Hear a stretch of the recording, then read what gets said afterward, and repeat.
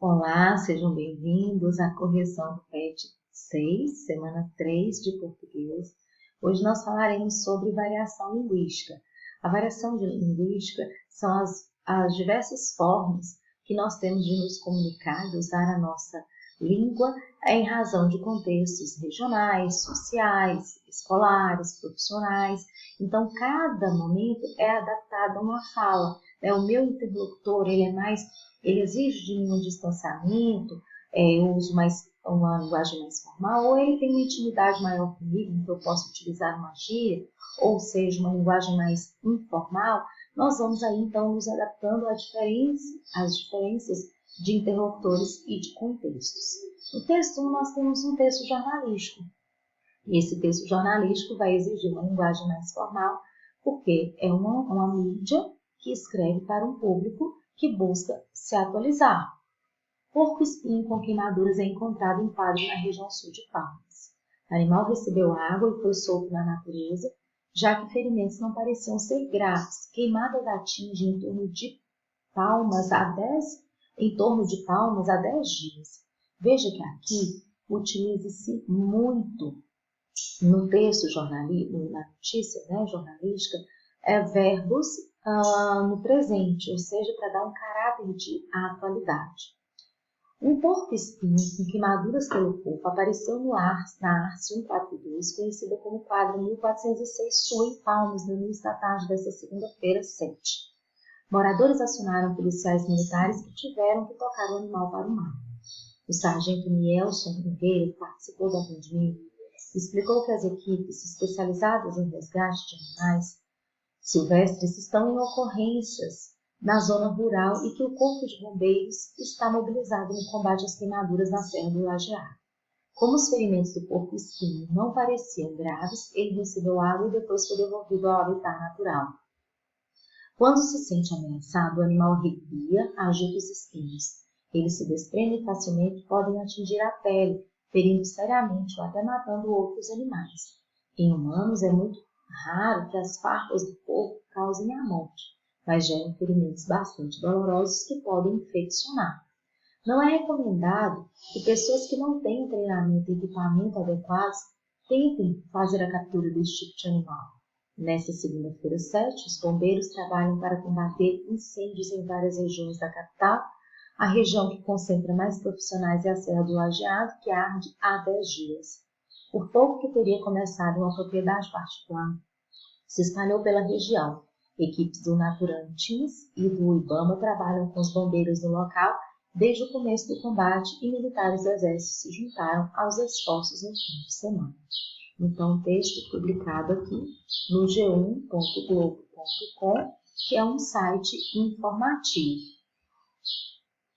E aí, na primeira questão, diz: no trecho conhecido como quadra 1406 Sul em Palmas, no início da tarde desta segunda-feira 7, qual o motivo do uso do número 7 entre parênteses?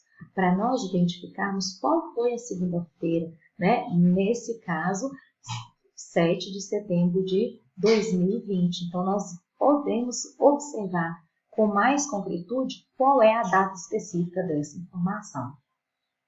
No texto, o fato noticiado, ele ocorre em terceira pessoa.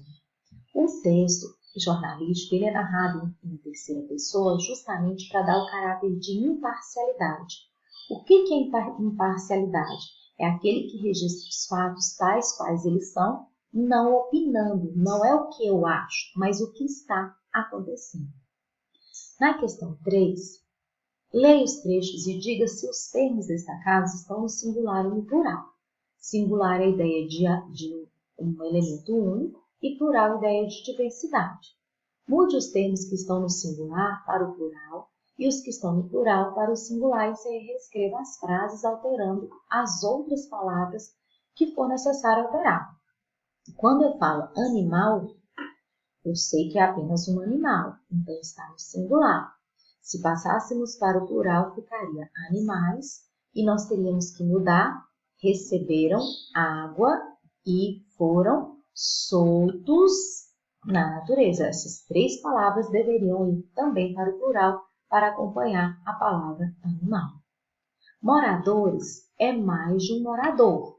Portanto, essa frase já está no plural.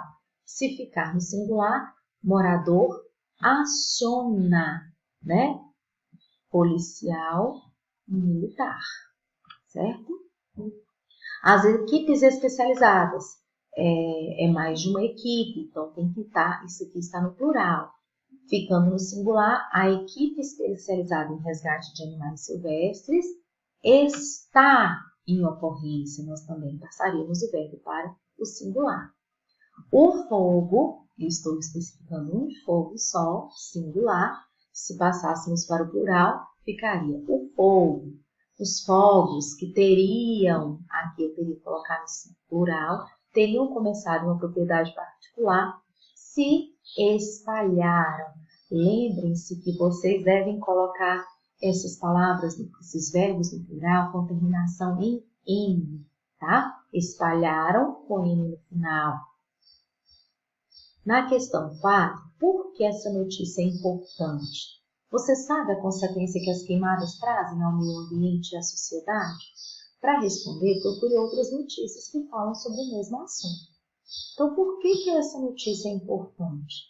Saber de um ocorrido, né, da queimada da natureza, do nosso habitat está sendo destruído, é muito importante para que todos nós cuidemos e façamos alguma coisa, tenhamos uma atitude em relação a isso.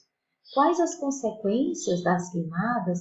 A perda de animais, a perda de alimentos, da própria natureza, de recursos ambientais necessários aos seres vivos, ao homem, muitas vezes o trabalho, o alimento, que são aí vindos da natureza, né? Muito importante isso.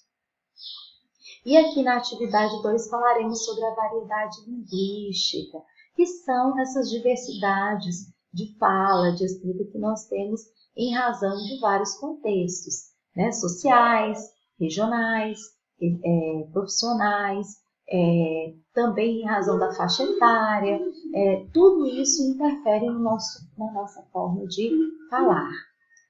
Agora, leia os textos abaixo, identifique o tipo de fator que está ocasionando a variação e diga que tipo de linguagem foi utilizado.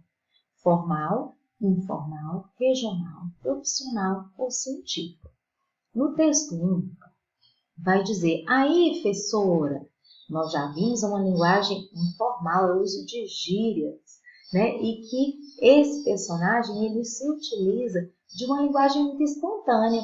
Eu e os brothers, tudo, tipo assim, não estamos achando maneiras paradinhas do meu português. A professora, coitada, fica sem entender essa linguagem tão típica do jovem, né? Então, esse texto aí disponível nesse site. O texto 2, eu amo pãozinho de queijo, cafezinho, doce de leite, biscoito de polvilho, franguinho com quiabo, arroz doce, mingau de milho, bolo de fubá, torresminho. Que aí, acessado nesse site, nós vimos a linguagem típica da nossa região aqui, né, de Minas, aquela linguagem que tende a unificar mais de uma palavra, que causa muitas vezes o riso das pessoas de outras regiões. Então, no texto 2, nós temos uma linguagem regional tipicamente mineira. Nesse texto 3, retirado desse site específico, né, determinado aqui na notinha abaixo, nós temos, senhoras e senhores, aceitemos a verdade. A testemunha nada acrescentou aos fatos já conhecidos por todos. Ele está aqui provavelmente em um julgamento, a gente vê o juiz aqui à esquerda, a assembleia, né, que seria o júri do lado direito. Então, é uma linguagem formal, mas é uma linguagem mais profissional, porque é um advogado que tende a defender uma causa.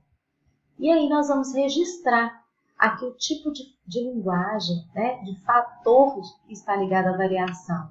No texto 1, nós já vimos aí que o fator ligado à variação é a idade.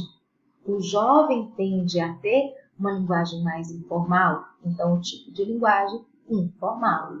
No texto 2, o fator de variação é o regionalismo. Então, é um tipo de linguagem regional, tipicamente mineiro. No texto 3, uma linguagem formal, né? Por quê? Porque é uma linguagem voltada para o meio jurídico, uma linguagem profissional ligada à área de conhecimento de quem produz esse texto. Certinho? Então, aí nós encerramos a semana 3. Um grande beijo. Fiquem com Deus.